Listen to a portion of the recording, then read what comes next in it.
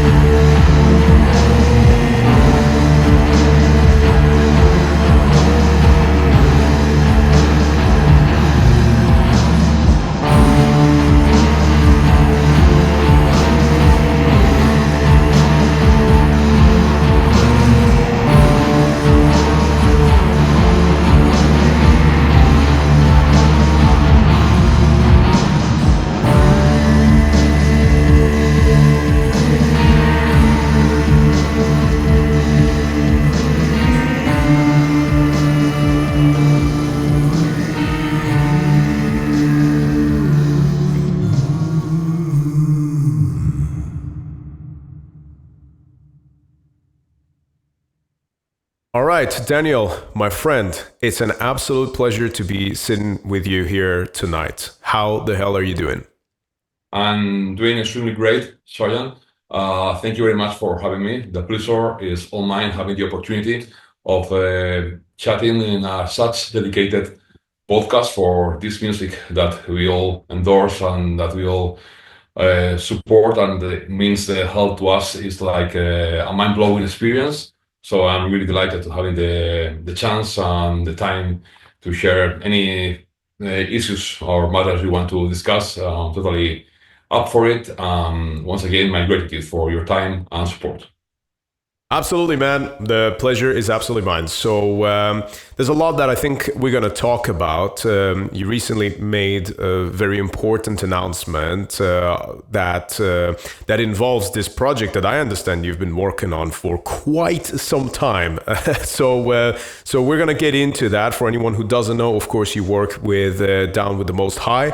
And we are going to talk about the label and everything you've done for the years. But first and foremost, perhaps we should bring the focus to the item that you have right next to you for anyone who's watching the video version of the podcast.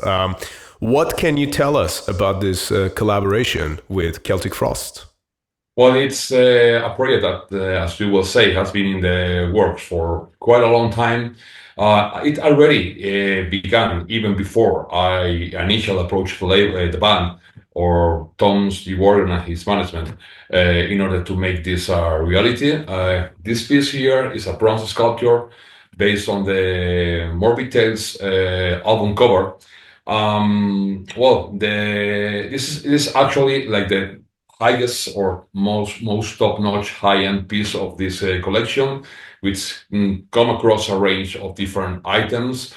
But the idea basically started with this piece, and it was like 5 years ago when the label was on hiatus. Back then, it originally started in 2008. And it was active for something like 9 years. For several personal reasons, it went on hold for a while. Meanwhile, I was trying and thinking about reactivating it. I didn't only want to pursue the goal of making records again, putting vinyl releases, tape releases, and the usual merch I was already made in the past, but to go one step further, adventuring in other territories, like for example, trying to do something more crafty, which already was linked to some of the stuff that has been already done before in the label, in the sense of how to approach the merchandise, how to approach the manufacturing processes. But it was something totally different. The first piece was this bronze sculpture. So it took a while. We can go into detail about how all this came across and how it evolved, and why it took quite a while to make it happen. It's amazing. So that's a bronze sculpture of the Morbid Tales record from, which is just absolute classic, from 1984, if I'm correct. And can you actually Correct. show that to us? Can you hold it Yeah, up and show it to people? I absolutely. know. Yeah. Look at This is that. Yeah, there you go. That's awesome. well, yeah. If any of your listeners or viewers make some research on here on YouTube on the down with most high socials, or even Tom's you are on Athletic Pro socials, they will be able to watch the actual sculpture. Um, this is a heavy piece. It weighs some close to something like 7 kilos. Okay. The way it was put together, it was original because in the videos you could see the actual product. Say so. I will prefer to call it the actual the piece because actually it's like a piece fork. Um, but not only the result, but how this was. How this the whole process, like the whole making of. Maybe by the time this interview airs, the making of video is not out yet, but it will be on the following days because well, we will be releasing pieces of behind the scenes of how all this thing came together. Because we are in this time now where you can actually have all this technology where you can easily make quite a lot of stuff. But this was made from scratch on a total artisan way. I have a friend that he's a self-taught artist. He wouldn't call himself like that, but we made a prototype for another band for another idea. And when I saw the result, because I approached him about doing something on like a 2D reinterpretation of certain cover. I don't want to disclose now what it is because maybe that's a project that will come later on. But when I Sure. saw the result, that sparked the idea of going something maybe somewhere beyond. So he made this molding it on clay in this kind of children's clay we played when we were kids.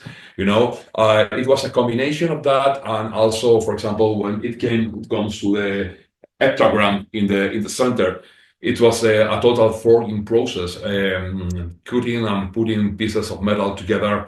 It wasn't a foundry because the foundry actually it was the final piece was is cast on bronze on a traditional artistic foundry. So yeah, we came through this process first of having the sculpture, having the original, and then it was the moment to learn how we could make the reproductions of this because I had idea, but basically I had zero knowledge on anything related about the further steps, you know. So I started making research. This was just prior to COVID exploded. So it's actually more than 5 years, you know. So by the time I was starting contacting foundries and went with the intention of visiting them, showing the prototype and see how this could be made. We were in total lockdown, so it has to be a slowdown. Then we reactivated the whole thing. Things got a while to get back to normal. Then, from then on, I realized that when I started presenting this to these foundries, which are artisans workshops, which are used to work with artists, I didn't know how they were going to react to that. But the response was quite positive regarding how it was made, and they were asking me about how was the artist and which was his kind of background. Say, okay, this is a friend of mine who has made. He has never cast a piece of bronze. He made this Mhm. out of blue. So it's not like this is a piece that has been made on 3D program, made a reproduction out of it. Yeah, that was basically how it came into life, and it's a much longer project. Then we came to the how we could present this in a way that, because, for example, the background is a piece of wood which is upholstered on synthetic leather. It's the kind of same material I use for this blueprint patches Okay. I made around over the years before done with the most high. Actually, this has got a sliding lid that it's like a frame or what they call a light box, which is on the front, which is sliding. But I have removed them because now for the lighting it will be like create Oh this yeah, some yeah, kind of of course. I mirror understand. Yeah, effect. appreciate that. Even the box is custom made, which is made on wood. So it's not like we pick something which was already on the market, but we made this from scratch, and it's lacquered on black, lacquered on shiny quality painting. So yeah, we try to make something really arty. Especially the idea, there are two things that are important regarding the concept of this collection or whatever it may come in the future. Let's see how these things evolve. But the first one was in my perception of black metal and traditional death metal is there is no room, for let's say childish stuff, And with this, I mean it's not only about the lyrics, about the concept behind it, but the seriousness behind it. In my opinion, it doesn't allow me to approach this like a sort kind of toy or reproduction in Mhm. terms of doing like an action figure or something along the Yeah. lines. Yeah, You yeah, know of what I course. mean. Yeah, yeah. In the other hand, this record is so quintessential that, yeah, probably for most people, to Megatherion is like the ultimate Celtic Frost, more avant-gardish kind of record that will be the start of a total new era, or if you know what I mean. But Hmm. it was like a really turning point in the career of bands. So on the other hand, making a reproduction of a Giger sculpture, you can't compete with the master, even. So Sure. it will be like a total blasphemy. Needless to say, regarding other issues like copywriting or things like that, but it wouldn't make sense. You couldn't match, his incredible talent. So these But I two do love factors. because this, like, obviously, it's just two completely different designs between To Megatherion and Morbid Tales. It's a different design, but I just love it is in a way simple, but also looking at the piece you've got next to you, I'm reminded of the intricacies of some of the shapes and things that are in that design itself, and like God knows how many people, or Satan knows how many people have that Morbid Tales design like tattooed on them. It's such a crazy, like, legendary design on its own. Obviously you got the Giger one with Timigatherion afterwards, but Morbid Tales, I think, is just such a special, as you said very correctly, quintessential release. I think not just obviously in the career of the band, because it was obviously a very interesting point of view. You got the cusp of Celtic Frost and Hellhammer, where they were just kind of like upgrading things artistically, Correct. but still keeping that kind of the rawness and the aggression to a point, but actually being more efficient at executing it. At least those are my observations as a fan of the music of Celtic Frost, which I'm a big fucking fan of. I think everyone already knows that. But I think yeah, there's just something so symbolic to it, and also a very important thing as well, which is why I like this kind of collaboration so much, and I really want to make sure that it gets the airtime it deserves. Like with metal music in general, I think that it's always been interwoven with a physical type of experience, now whether it was with the vinyls or even with the gigs and like the smell at the shows, like Ah, yeah, I there's totally agree. this there's this thing to it that it's just, it's the furthest thing away from an art form being synthetic, and especially when you're referring now to early Celtic Frost, and or like Bathory and Venom, then you sort of, in my worldview, have like the epitome of that. Hi there, everyone. Just a quick moment of your time. This is to let you know that my band TRIVAX will be performing all across Europe come this November and December.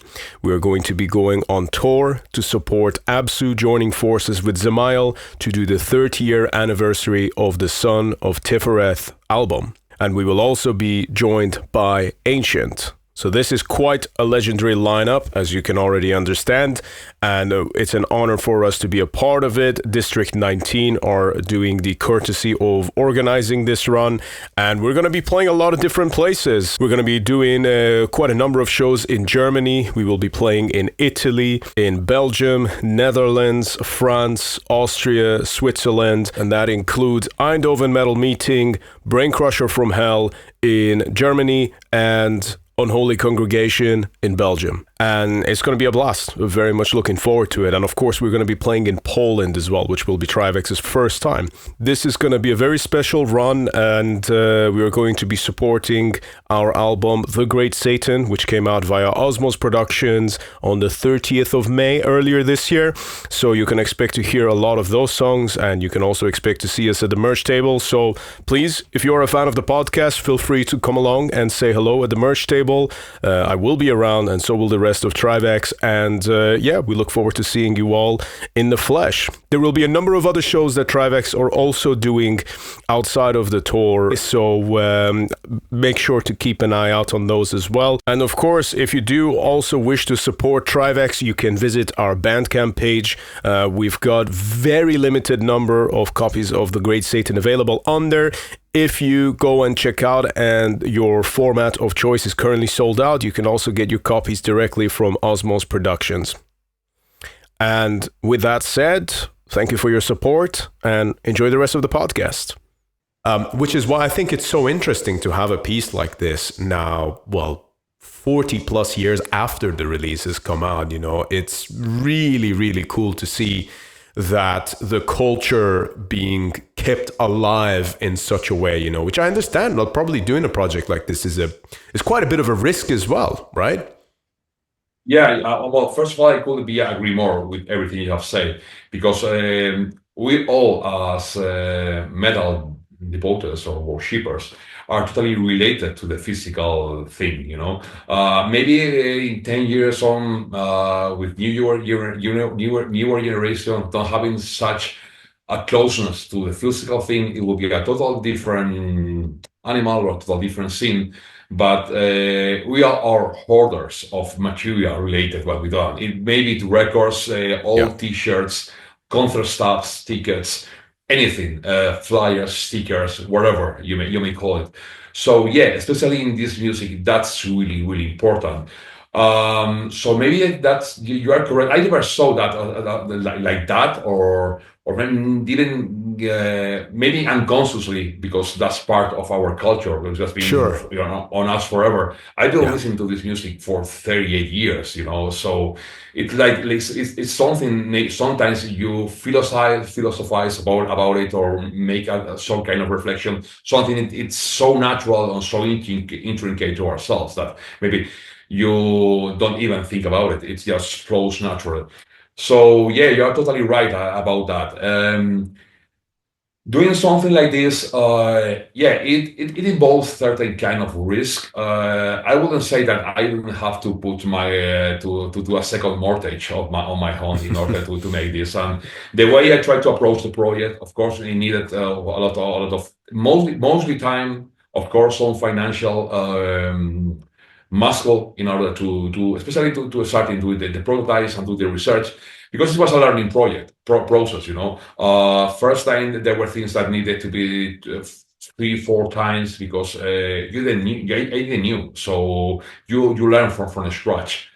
So but I will say that there wasn't many people that was aware of what I was doing. Some of my close circle, of course. Some of them with the best intention told me, how are you good? For example, when we had the original piece, which wasn't still cast on bronze yet, because it was made of this clay thing. We made a silicone mold. We made a like a positive, it's like we're having like something which was more sturdy or more definitive, which was made on resin. That was the thing. But then you make the productions about. Hmm. We could have approached Tom and his management about with that and say, okay, we are going to do a bronze sculpture about this, but I wasn't even sure if how it will work. I wasn't. Sometimes you want to be as this thing, or even doing a record, or maybe do which involves some additional level of effort because you want to do something more special. Sometimes you underestimate the kind of work you have to put into that, especially if you Hmm. are a perfectionist. So, okay, I'm being a perfectionist. I want to have everything under full control. So then I started making the research about how to do this thing. Yeah, then we made the first. Okay, let's do this on bronze. Let's see how it works. Let's see how it looks like. And when I saw the result, for me it was enough to go say, oh, let's go ahead and try to make this happen. So yeah, we showed this to Tom and his management. We made actually a sort kind of presentation video for them. Some of the stuff which is already online is part of that video, but that's something that it was like a presentation, like to make a pitch about what we wanted to do. So yeah, basically the main risk was to put a lot of time into this, more important even than money, okay? Because it's all driven by passion. Of course. Besides Yeah. that, you have to do all other stuff with your life. I was revamping the label back then, plus some other things. So, yeah, I will say that basically the risk is about that. All the things that maybe we come later about that is that this piece, for example, is not going there. You are going to order it online, and you are going to receive it in 15 days. All this plus some other bespoke pieces of the collection we can talk later on are which are the more crafty ones are made on demand. So you order one of these and it's going to Oh, I take two see. months to be delivered. So it's not going to be like it's not going to be a stock. Are they going to be limited? No, but they are going to be numbered and they are going to be made on demand for each customer. Okay, That's actually very so smart. If you have that option, that makes a lot of sense given the nature of what it is, because it obviously it's not easy to make something like that, But it's like, I guess in a way, it's the same as my very good friend Alex from Abhorrent Guitars. Like he makes his own custom-made guitars. He's made one of mine actually. He made my V that has been a uh-huh. workhorse. But the reason why I mentioned that is, he has a long waiting list. Like if you want to have something made by him, you're gonna have to wait. But it's not just something that you go click buy and then that's it. It's something that's special, but also that actually makes it better because it's something that is uniquely yours once you have it as well. I totally agree on that.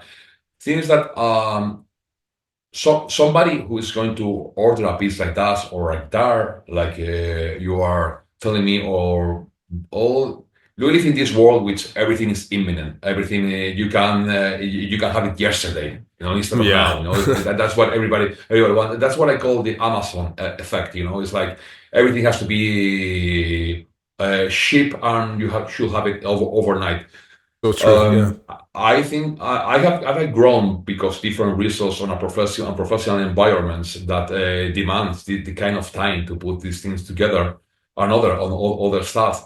I think this is also a statement about that. Of course, you can go against the technology flow and everything and the evolution of how the world is going towards. But I think that both worlds could coexist. And some people need that both worlds to coexist, if you know what I mean. I'm one of those.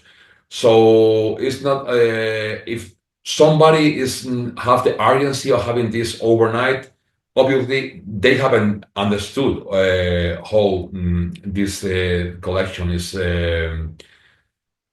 put together, on which is the concept behind it. And on the other hand, it also is related about how, because all this has a deep narrative. It's not just about honoring a collection or putting together a series of pieces that are related to a certain record, but they also are part of a sort kind of custodian or keeper of history about what our music, when I mean black death metal, Mm. all these forms of expression were originally crafted back then. Doing records back in the day, doing demos is not what is the process today. You have all this technology, you can record at home, but back in the day, it took time, and bands themselves took time to develop their sound. They rehearsed together. They were actually bands because they were in the same room creating music. I understand that nowadays you have the possibility of working with other people overseas, that you can explore your creativity, your express yourselves in different ways with a really accessible technology and a lot of tools and facilities that will allow you to make and create art almost, I wouldn't say immediately, but with I think that's one of the reasons, because there are many people, many musicians nowadays are involved in so many bands. No, then back then you were committed just to your band. Back in Mm. mostly like in the 80s. I don't say that is wrong nowadays, but being an analog label, mostly in the case of Down Most High, or the way I approach the way of doing the merchandise and our limited editions, pretty much brings back some of that of the spirit of your. Absolutely, man. Yeah, 100%. You know what? When you're saying about like a big part of it was to bands just like actually working together in person, to come up with this stuff. A big part of it wasn't even just the rehearsing, but it was like the hangouts before and after as well. I feel lucky that Yeah. I actually got to experience that, especially like even when we were in Iran, we were playing in that underground basement for sometimes, but then we were also just hanging out all day for the rest of it that we weren't playing, and there was like this sort of connection, the very organic connection that you develop that then bleeds into the work that you're doing, and then it kind of becomes this mutual building of legacy, which once again, coming back to Celtic Frost, that's exactly what it was, especially between Tom and Martin Erkane, rest in peace. I think that was a big part of it. Just to kind of come back into it, Daniel, I know that obviously, so this is quite a big high-end piece, as you've said yourself. I mean, it's a bronze piece with, 2 months of production behind each piece, and it takes a long time to craft this together. But when you and I had a phone call a couple of weeks ago or so, whenever it was, you also showed me that there's some other pieces that you've been working on. So perhaps anyone who doesn't quite have the funds to get the high-end stuff together, there's still like other artifacts and things that they can get hold of as well. Yeah, exactly. Well, actually, the collection consists of 9 different pieces. The highest one of the top on the pyramid is the sculpture. There are a silver and a pendant ring, okay, which are made on sterling silver. Those both pieces are also made on demand. Of course, they are pricey, but of course they have a lower cost than what the sculpture actually has. Anyone can go through the website and see the prices, because they are going to be everywhere, and I'm pretty sure some of this will create a stir of comments and some negativity and hate online. Well, that's Oh, what there's we kind of always work that. with. There's always But some cheese dick making negative comments, So yeah. if you're not getting that, you're actually not doing it right. So there we Yeah, go. I have absolutely. spoken. So once again, I'm not afraid of that. And then there is also a belt buckle, which is cast on bronze. No, it's on brass. Sorry, brass. So we have aged the whole thing, like, to give it a old kind of touch.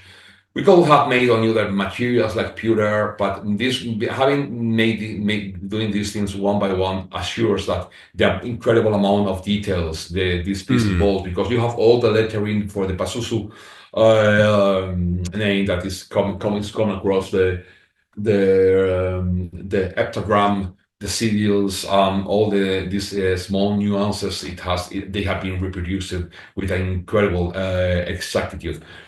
Then we have a synthetic leather back patch embroidered. Anybody familiar with Down with the Most High, we know that we started with that 17 years ago. The first one was actually a Watain patch that we made back in the day. Cool. So we were like the first one with these big leather back patches. Some other labels have been, or companies have started doing that later on. We were the first ones. All this, each one of these pieces come assembled on its own packaging, which is, I will say, is an extension of the whole concept behind the collection, and it's also really high end. It's not like throwing something in an envelope or a mailer box. Yeah, you're going something that you are going to keep it with, because we all of us, we keep keep our stuff in a certain way, or to be displayed, or even if you are going to store it away, it's like. I think it's made total sense. On the other hand, my own vision doesn't allow me to do something which is not that as complete as that. So we are going to have the synthetic leather patch. It's going to be a banner in two different sizes. You showed me the banners as well. They look really good, man. Yeah. I can just say, sorry to interrupt you, but I've seen all the stuff you're talking about, and it looks pretty cool. Yeah. I think they look good, and also on top of that, I would like to add that every piece that is made for this collection, and this is not something that is exclusively related to the Celtic Frost Morbid Tales collection. Actually, we call the collection Fine Art and Precious Metal collection. Morbid Tales. Of course, there are pieces which are not fine art, are not precious metal, but like the high end were. But everything has been crafted, made in Spain. Okay. Actually, one of our suppliers is located in Portugal, but I am totally up for supporting my local economy whenever I can. I prefer working even with people which lives in the area of Madrid. So we can create this bond, which kind of connects with what we were saying about hanging out with your bandmates. If we are going to establish this short kind of relationships with the people you are going to work for certain projects, it's really important for me to have this kind of closeness. It also allows me to learn more about the process, to improve the quality of the stuff we are doing, and to have a quality control about the whole thing. So I think that's something that, on the other hand, is remarkable. When it comes to the price of the item, that's something that people also should have in mind. Once again, I wouldn't care less. Everybody's free and to buy with their wallet, But I think it's important because, especially when it comes to the production of merchandise these days, I'm competing in some aspects with other companies which are putting on patches on other merchandise. I know of those people that prefer to make a smaller profit, but to go beyond the mile, with going beyond the extra mile when it comes to the quality. Hey, just a quick moment of your time. For the past 3 years, Iblis Manifestations has been entirely self-funded. This means that every subscription fee, every piece of equipment, all of the travel expenses have come out of my own pocket. Over time, people have asked me how they can support the podcast, and to be honest with you, up until now, the answer has been pretty straightforward, and that is simply spread the word. But now, there's another way. I have set up a Patreon account where followers of the podcast will be able to make monthly donations to the podcast, and this will help cover the costs of streaming gear and basically everything else that goes into making this show. This isn't about making a profit, and to be completely honest, it's not about breaking even either, because that's certainly not been the case for the last 3 years. However, if you do find value in the conversations that we're having on this podcast and wish to help them forward, then you can now support the show. Just head to the link in description and hit the Patreon button. In addition to that, be sure to check out the Iblis Manifestations Big Cartel page, where we will be selling exclusive merchandise for the podcast. At the moment, we got the Extreme Podcast for Extreme People t-shirts, limited to only 30 copies, and the pre-orders will be sent out from the 1st of July. So the link for that is in the description. And in the future, the Big Cartel page will also include some occult accessories and jewelry, which will be handcrafted by myself. And we will also be selling merch and records by other bands as Iblis will expand into a label of its own. And, of course, it goes without saying, thank you for supporting Iblis Manifestations. It is much appreciated. So back to it, there is the banner, the patch, there's going to be a t-shirt, which is basically the cover of the record, but I think that we are trying to make something more special. Since the embroidery for the patch has some of these 3D effects, the way we are trying to go also going the extra mile, we have made a mixture of two different screen printed techniques. With one is like the plain ink that you normally use for t-shirts. Then the other one is this puffy kind of inks that makes like a 3D effect. So some of the details of the ultra cover are mixed in the printing. The front, the one is like another is a design with a band logo, with a band photo, sorry, and the logo.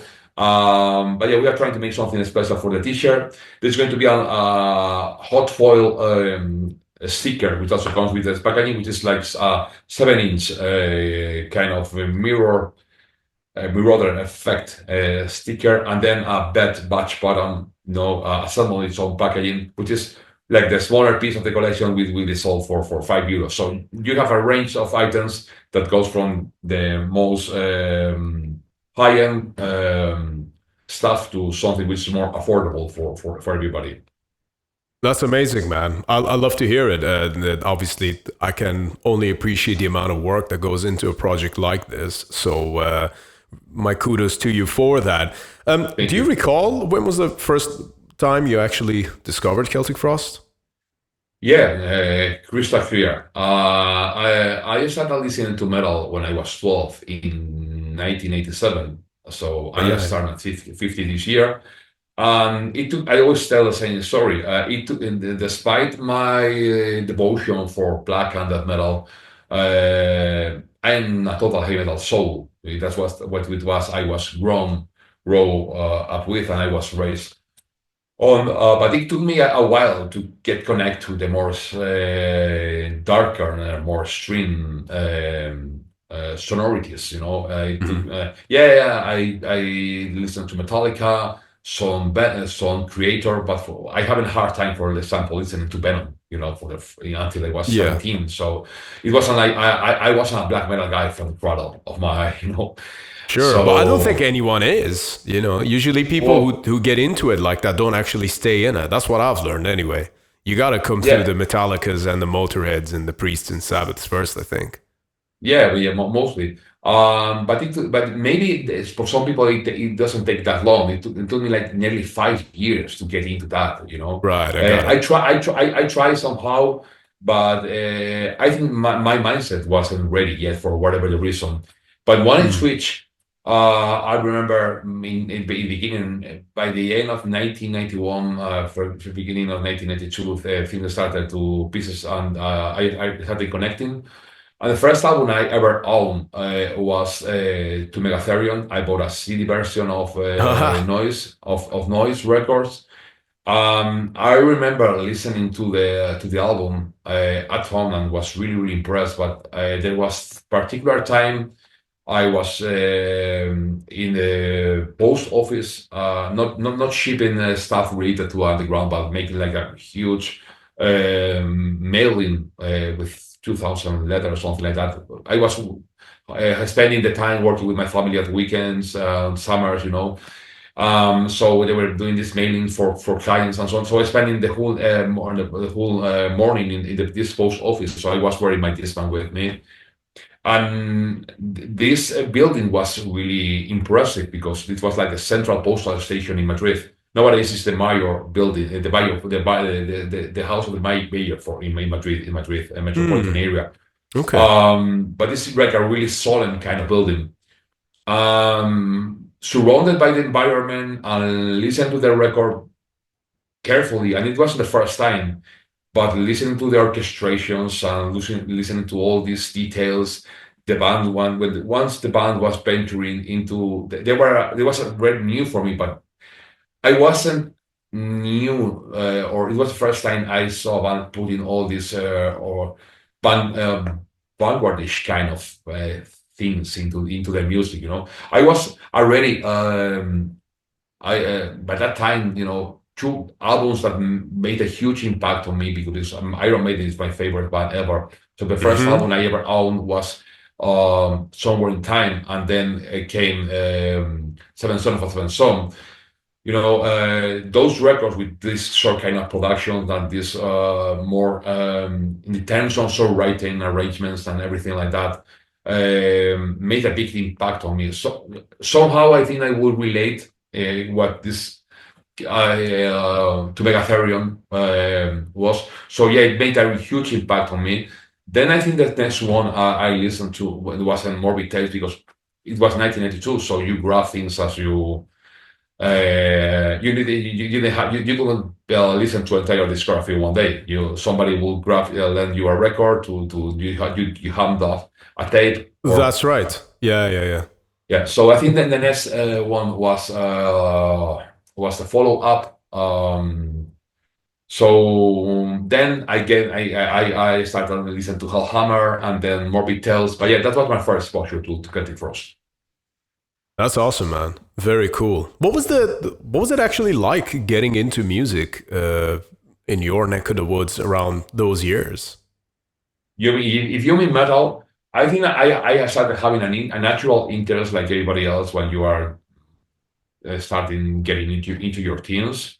So I always have a fascination with heavy metal, even without having listened to it properly, Yeah.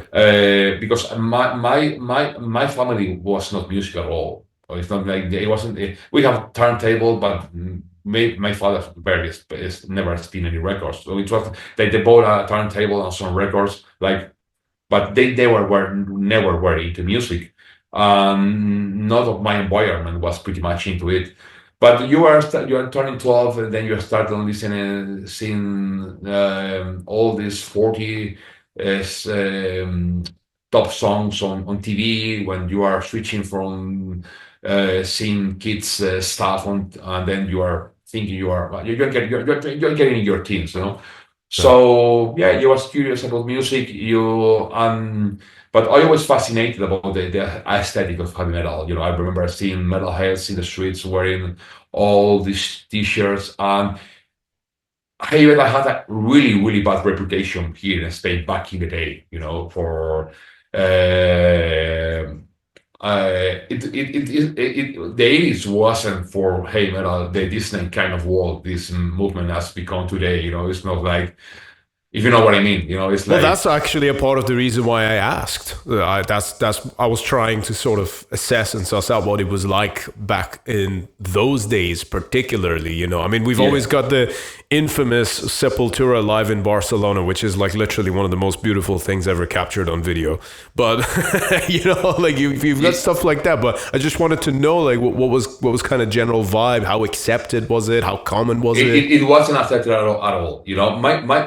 My parents, for instance, were always supportive about anything I did. Even when I started putting science back in '92 and things like that. But they have a hard time, especially coping with not with the music, but with everything surrounding it. The long hair, the aesthetics, and especially the bad reference because they didn't knew what heavy metal was. So when they were Hmm. starting, okay, my son is into heavy metal, so all the people around, it's like giving them a hard time about how terrible this music is, how everybody into this was into drugs and everything, all this stuff. Back then, years after, of course, drugs have an incredible impact on this music, on the scene of this music. But I mean, mostly for musicians for that era. But all the pop musicians from what you could call the dark wave or the new wave and everything from the early 90s in Spain, it was a plague, but Yeah, all the blame was on the metal side. got it. So yeah, when I wanted to start letting growing my hair grow, having wearing t-shirts, getting all these thick trousers, starting going to shows, which I was 15 when I started attending to shows. So my father came to pick me up after the show. So he saw the people, and they were like having like mixed feelings about it. Nothing about the music, but the whole environmental kind of thing, and all this strife think of us as scared and shitless. Do you So it remember wasn't. which was the first band that you saw live? Yeah, yeah. Actually, the first band I saw live attending a concert that they wanted to go was Iron Maiden 1990, 35 years ago. It was anniversary a few years ago, recently. This was Really? Iron Maiden on the No Prayer for Dying tour with Anthrax Ah, opening. But the first heavy metal band I saw by accident was Ángeles del Infierno, which is one of the quintessential heavy metal bands from Spain. Actually, they were the first band that put a really 100% heavy metal album because Obús which band and again? Barón Sorry. Rojo, Ángeles del Infierno, which is Hell Angels. The translation will be Hell Angels in All Spanish, right. into Okay. English. Okay. Cool. They were actually they were the most heavy metal band of their time, and they were Barón Rojo and Obús were like the big names of the heavy metal bands from the 90s, but they were more like heavy rock bands. The Spain always had it took a while in Spain to develop a pure Mhm. heavy metal sound. So it came in 1984, sorry, with the first Ángeles del Infierno record. And I think it was in 1986 or 1987, pretty much along the line, the time I was starting to listen to heavy metal, that they Would you were, maybe, sorry to interrupt you again, I'm just yeah. really interested in this. Would you maybe draw parallels between them and perhaps maybe Cat from Poland and what they were to those guys? Oh, I wouldn't say because Spain always had like a short kind of delay about how these songs, the heavy metal penetrated into our culture. Uh-huh. Um, some countries behind the Iron Curtain, they were really ahead their time. Well, not ahead their time, but were really tolerant in terms of there wasn't this 3 years gap delay or 4 years Sure. delay we had like in Spain with other with certain genres or thrash metal here was started being big, yeah, in the late 80s when it was the turning point in that people started switching to death metal. Got it. So for some reason, I think there's some cultural kind of thing. Yeah, of course, Spain went through a dictatorship that lasted for 40 years, but many countries, for example, in South America, went through the same thing. And you had bands like Sepultura doing what they were doing in 1984. So Yeah, of Spain course. was a totally different animal in that sense. So this band I was telling you, they were playing in this fairs, like the local fairs. You have like free concerts and so on. Just beside there was like an auditorium, close to where I was living. That was this free concert, and Ángeles del Infierno were playing over there. So I came across with my father when you are going to this local or town fairs. We saw some of the songs, but I was always fascinated by the aesthetics of the genre. So when I started listening to all this stuff, I remember somebody handed me a copy of the Number of the Beast tape. Yeah, I listened to it. I tried to connect, but it took me some months to have my first record, which was I got a boombox tape, double tape, kind of. Take deck, these portable things that Yeah, were yeah. popular in the 80s. So first, so we went to a mall with my mother, and I have a copy of let's grab a tape. So I just went ahead and saw the Iron Maiden cover for Somewhere in Time. I already saw the record, and somebody played me for that months before at the other place. I was fascinated with the album cover. It makes the total the Russian history, as you will say, for me, metal was speaking. Absolutely, man. Very cool. Very cool. I'm intrigued to know more and more about your background, obviously, because obviously I've known you for a while anyway. But I'm just interested in these things because well,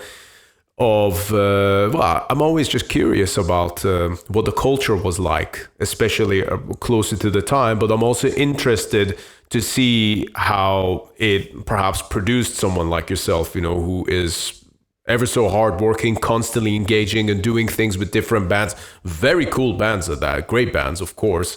So I'm always intrigued by that part of it. So how did you actually end up coming up with Down with the Most Pro, like, down with the Most High? Like, did you was this always something that you wanted to do? Is this something that just kind of started as like just kind of like a friendly collaboration that kind of grew arms and legs of its own? How did this come about?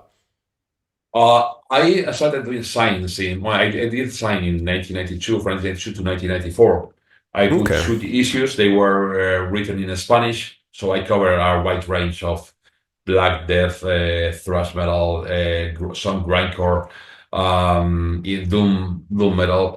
Especially the second issue had a really big impact here in Spain. I was supposed to make a third issue, but well, things of my age, I was it was a convulsing time for me, going to college, realizing that I chose the wrong studies, then switching to something else.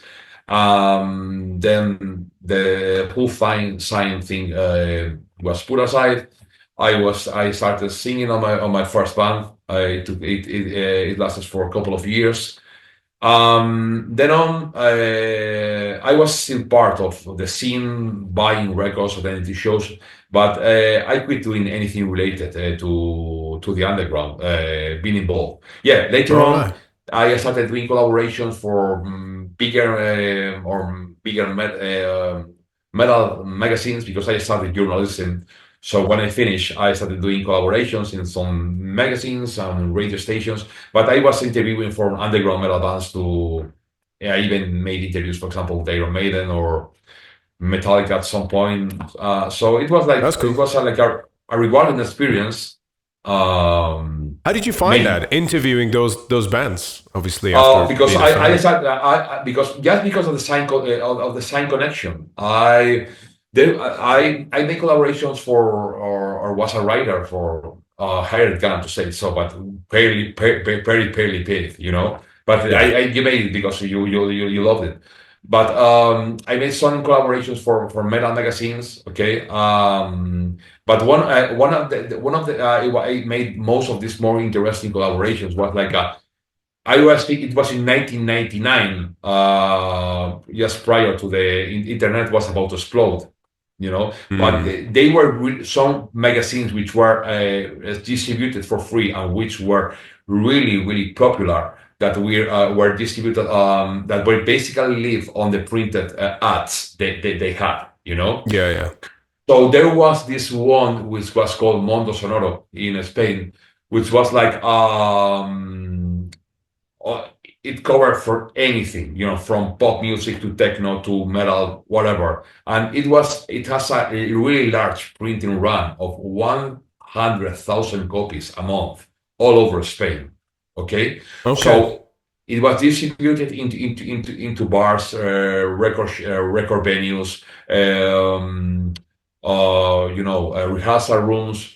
So they have like it was like a regular news. Actually, it was like a big newspaper. This was this thick, and half of that were ads because that was the way things were promoted back in the day.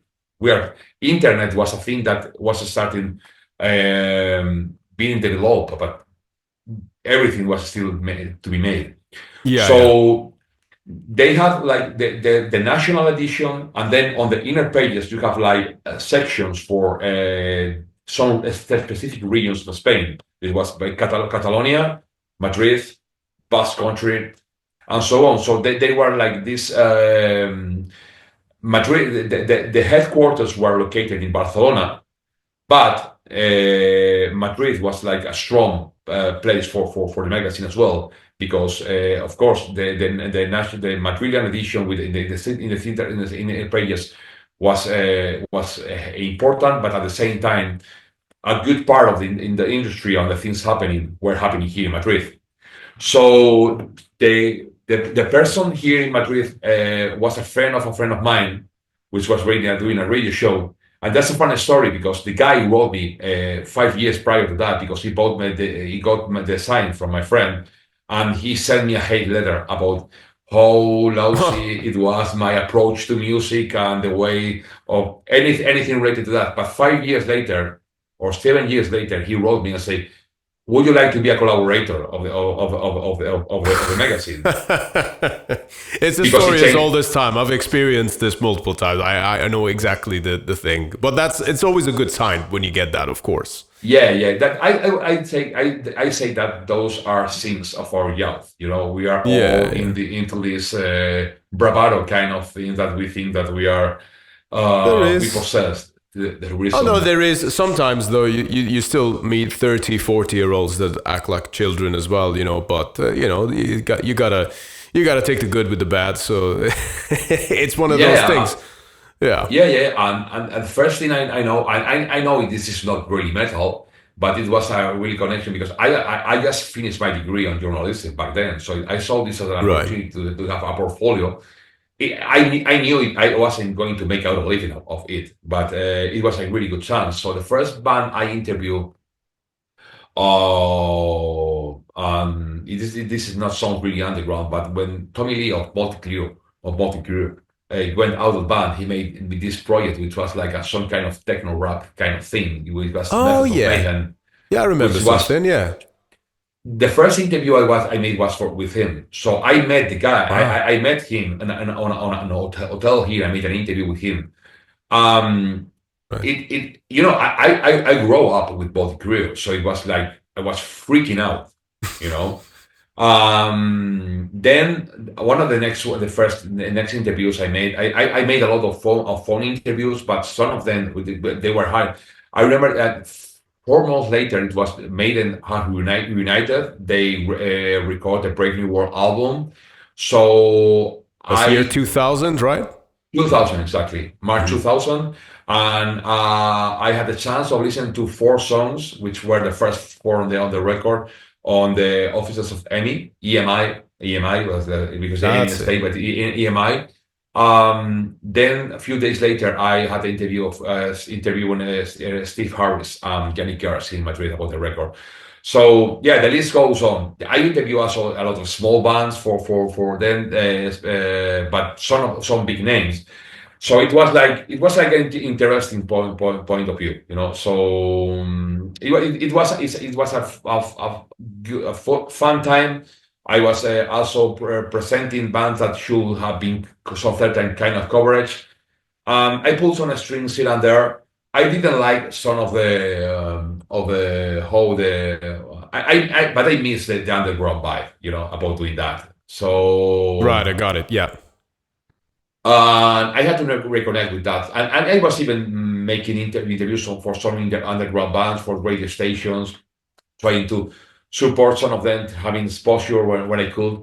But we're more speaking about bigger, I wouldn't say major, but they were major media, especially when it comes to metal or related areas. Then in 2008, I also had a show label with a friend in the early 90s, in the mid 90s. So we made 2 tape releases. One of them was the reissue of a band called Dying Christ, which was actually the first black metal demo ever recorded in Spain, which was recorded in 1993. We made like a reissue of the band demo they did, and the second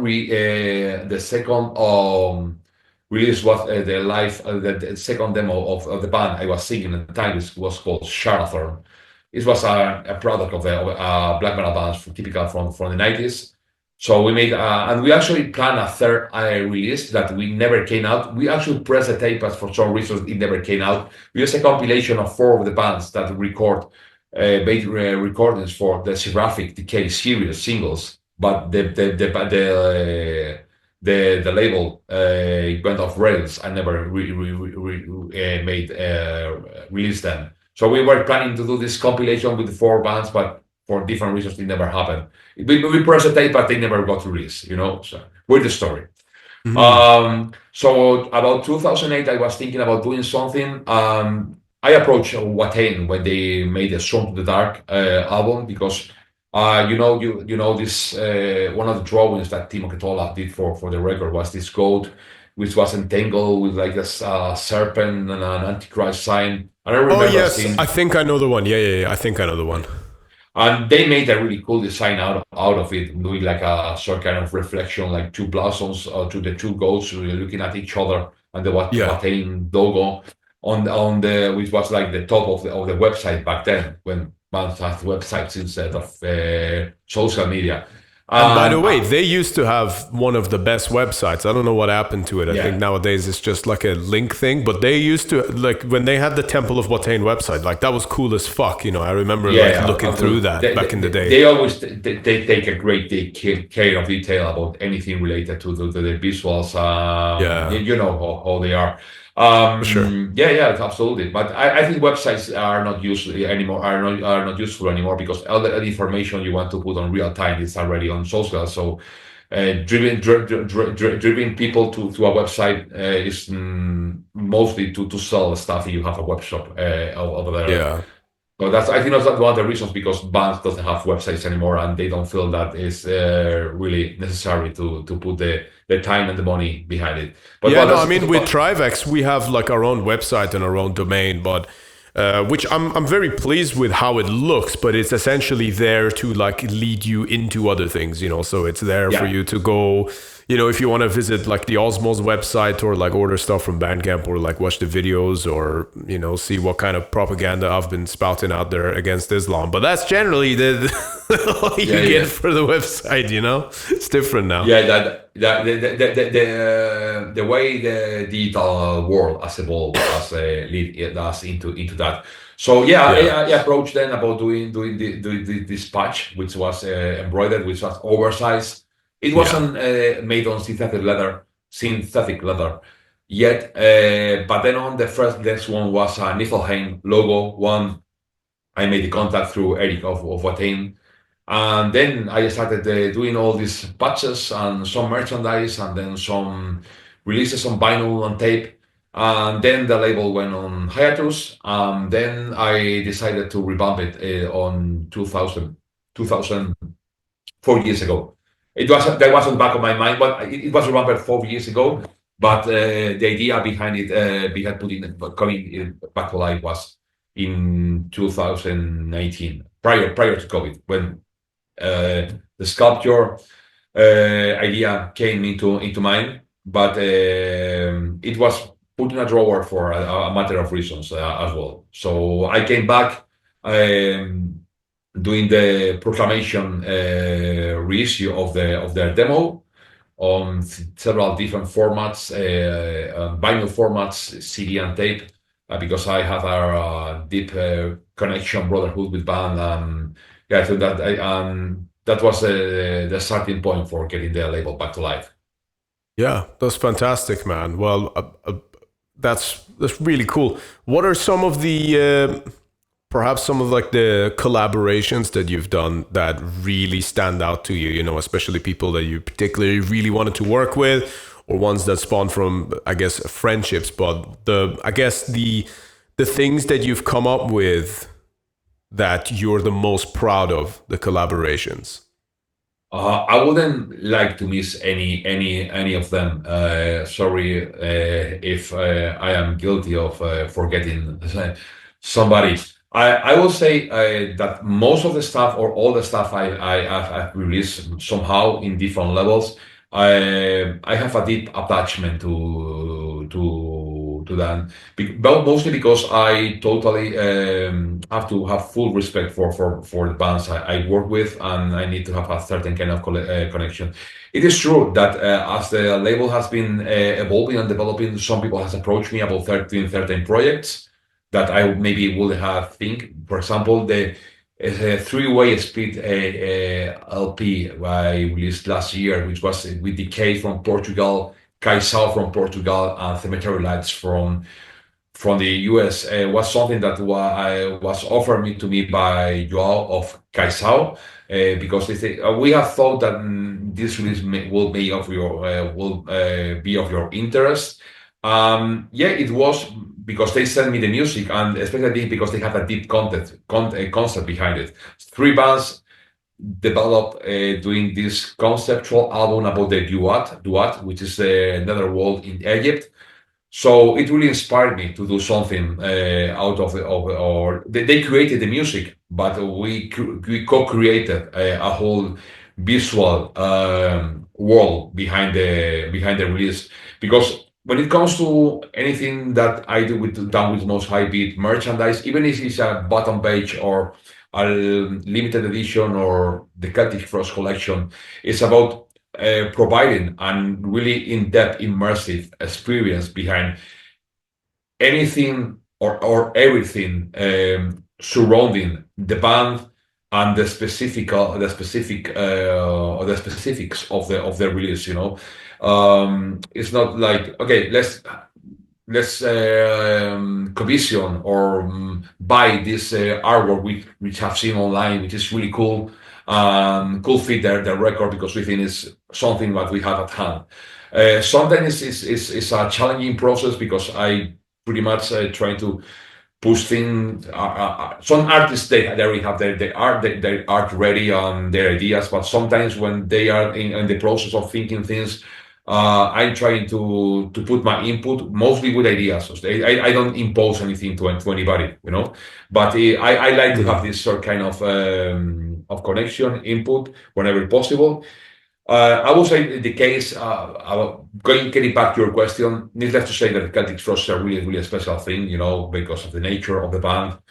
Working with Proclamation, which is of the band, not because of the friendship and the brotherhood I have with them, but it's one of those bands that I have the deepest respect for many, many reasons, both for their discography, their musical integrity, their knowledge and passion for this music. It was something that was really important and meaningful to me. I remember, for example, when they ordered from Chaos patch I did back like more than 12 years ago. It was like a really important thing for me because that band in particular is I have a really, really deep connection with it musically. It's a band like, for example, well, they actually took a lot from these bands from the 80s and their dynamics about how to do things, for example, Celtic Frost, Bathory, and the likes. And that's something that really went into their music. So those bands have been not only inspiring because of their music, but also because of what they represent in terms of aesthetics, concept, attention and care to detail. So that's been part of the things that have made me make a concept and how to put things together when doing stuff. That's been really inspiring. Other bands that have been having done, for example, the Nuclear Death T-shirt for Our Death EP. Yeah, that's a T-shirt, but that I worship all the Nuclear Death discography, but that EP in particular, I think is one of the most insane pieces of music ever written. Both the lyrics, the portraits of the photos. So. Are you referring to, if I remember the name right, is it Bride of Insects? Yeah, Bride of Insect is the first album. Then they put the Carry On for One, which is the second one. Yeah. Later on, they put this 4 songs, 7-inch EP, which is the Far Our Death All EP. right. Okay. Yeah. Yeah. I got it. I got it. Yeah. So despite how great those albums are, that EP for me personally is like, so if any of your listeners make some research, yeah, basically we make a T-shirt with the 3 photos on the back and so on. But when we make the promotional photos for the T-shirt, it's not like I put myself or somebody on a white or white background. We try to make something which comes along the lines. If you Yeah. go Yeah. through our Okay. socials and see it. So I had this guy which was working for the label back then, that was wearing the T-shirt. We cover her on blood, pretty much like Glory Mm. Bravo is portrayed on the photos on the EP, and we look for this fence which was reminiscent of the photo, of the portraits of photos of from the EP for the poster. Got it. So Now that you say it, by the I way, I do remember exactly the visuals from that. It is cool as fuck. Yeah. And also yeah, credit so to that lady as well. I mean, she went through a lot and yeah. ended up coming up with that music. So my respects to her. I'd love to have her on this show someday. Actually, I should probably ask her. But You yeah, should. Yeah, she yeah, has a man. lot, a lot to say.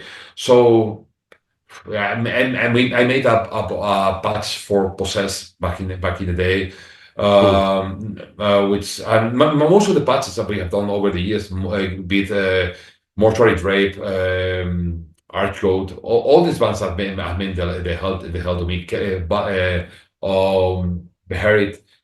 And when it comes to the releases I'm doing now, yeah, I wouldn't say I will. None of them outstands. Of course, Hmm. having Celtic Frost, working with Celtic Frost, is like really, really huge. But out of respect for the bands I work, I wouldn't say that I have a. There are some highlights, but all of them Yeah. are important to me somehow. You know what I mean? Of course. There we go. No, I totally appreciate that, man. Yeah, it wasn't a case of singling out, but of course, any particular highlights, which, as you just mentioned, there are plenty, and I happen to be a personal big fan of pretty much every single act that you mentioned there. Daniel, my man, this has been a fantastic chat. Thank you so much for your time this evening. And, yeah, it's just been really, really cool to hear also some of the details, not just behind the latest work that you've put out there for the collaboration with Celtic Frost, but also how you operate. I said this to you before when we were talking, man. I love people who just get shit done and are passionate about this music. With like more focus on work and less focus on like drama and like unnecessary things. I love that about you. I think that's great. I think you've done great service to this music and the scene, and yeah, man, I look forward to seeing you again soon. Hopefully at Winds of Agony, if not before then. By the way, just before Absolutely. we wrap this up as well, is there any sort of further plugs? Is there anything that you want to tell people? I mean, the podcast yours. Well, first of all, thank you very much for all your kind words about the way I try to operate and run this label. I make this out of passion, which is I'm a really passionate person about anything I get involved. My passion is music. It's not only about the music, but it's everything surrounding it. So it's always great when I see that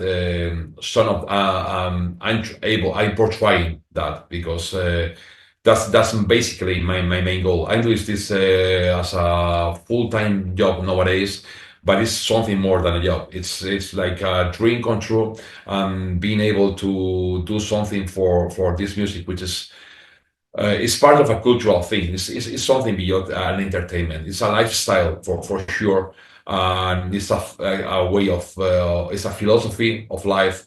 It's a reflection of my inner soul. So being able to do this, and the fact that people is appreciating the what I'm doing that way, that's really really rewarding. So thank you very much for your work behind that.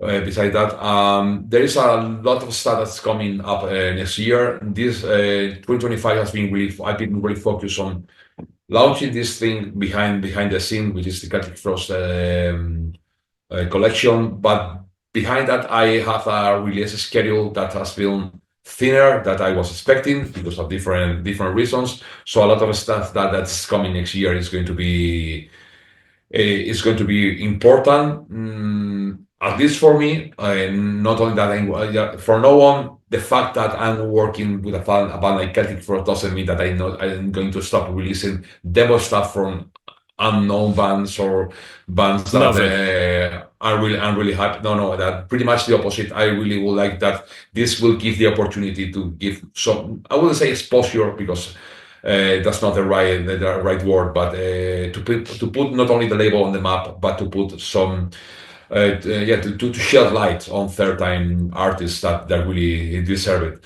So I'm not the kind of person that would like to hype things until they are done because yeah, you are right about it.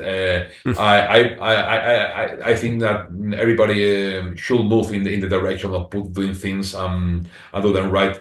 So it doesn't come really pretty much to my mind things that I would like to plug at this moment. Of course, Winds of Agony is one of them. I'm not a promoter. I'm not a part of Arma. Some people think I am because I have this heavy collaboration with them. We have this synergy between both parts.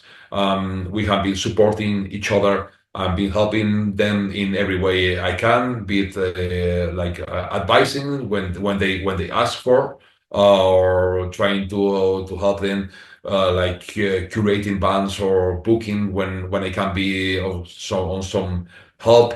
We had this incredible collaboration last year when we made stuff like the Blasphemy Fallen Angel of Doom buying edition for the Winds of Agony Festival. Well, being part of that experience, that festival in Spain was a total milestone. It was like the most important event that has took place here. With no disrespect to other events, I even doing some events myself, like the Extreme Metal Record Fair in Madrid. We put shows twice a year. We have already announced Mortuary Drape, the Nile of God for May next year in Madrid for the Extreme Metal Record Fair. But what Adama is doing for the Winds of Agony is totally highlight. So look forward to see you there, and we will work some stuff with Adama for sure for this event. And yeah, by the time, this is something that I really would like to plug. Yeah, it came to my mind. We are doing Sure. two showcase physical showcases, presentations for the Celtic Frost collection. First one is going to be the 7th of December this year in Helgis Bar in London. Oh, you're coming to Helgis. Cool. Yeah, because there is a record fair which has been put together between the bar with Helgis and Mesaco Un Ojo label which is located in London. Mm. So we are doing a showcase of the collection over there. So anybody who is in the London area or around could come and see it physically because all the pieces are going to be displayed over there. Some of the merch, the regular merch, now the bespoke pieces are going to be for sale as well. Well, if they want to see and they want to ask and talk, they are more than welcome. And we'll do also another showcase the week after here in Madrid, the bar called the Rock Temple on the 13th of December, which is Saturday. So yeah, regarding the Celtic Frost collection, this is just around the corner, happening next month. That's basically it, Sayan. Thank you very much for your time, for the opportunity. I have to say the same about your work with the podcast, besides your musical activities, because I know you are really working hard on the road, putting your music together, spreading the word, being brave also about no, I wouldn't say outspoken, but about this religion, being from Iran as you are, being brave about this theocratic um, regime that you came from. We have to put down with the Most High could apply. Spain is a Christian country. It applies to the kind of upbringing or religious upbringing I was raised on, but I could say the same for any organized sort kind of religion. That with the Most High for with all religions. So I also I will say a fan or I an admirer of people who is brave about their statements.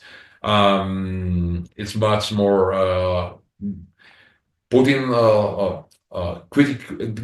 big critic about Christian is not Christian religion, not like let's say like the fields you are venturing with that. So yeah, I really and support you for your braveness on that and for the great interviews you are doing with the podcast. I think this media, social media, is light and shadows, but these technological tools are offering us the opportunity and the window to some people to express with really interesting opinions, and you are doing a hell of a job with your interviews. So I encourage you to keep up with the good work. Thank you so much for the kind words, man. That really means a lot, and it's one of those, if we don't do it, who the fuck else is going to do it for us, So there we go, my man. Thank you so much for your time, gracias, amigo, and to everyone else who's been listening to the podcast. Be sure to support the upcoming Celtic Frost project. Link for all of that is in the description. That'll take you straight to the Down with the Most High website, and we will see you on the next episode of Iblis Manifestations. Thank you very much.